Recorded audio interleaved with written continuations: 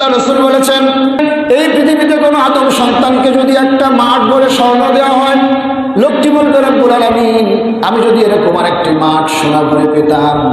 দ্বিতীয় আরেকটি মাঠ দেওয়া হলে ওই লোকটি বলবে রব্বুল আলামিন, আমি যদি তৃতীয় আরেকটি মাঠ এরকম সোনা করে পেতাম।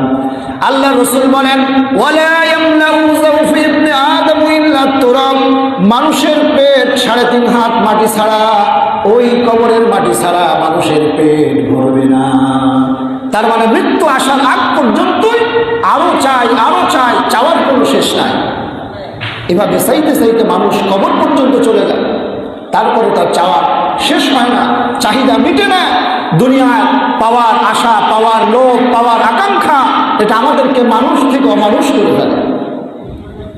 প্রিয় হাজরিন, টাকা পয়সা প্রত্যেকেরই দরকার, কিন্তু টাকাকে জীবনের লক্ষ্য বানানো যাবে না।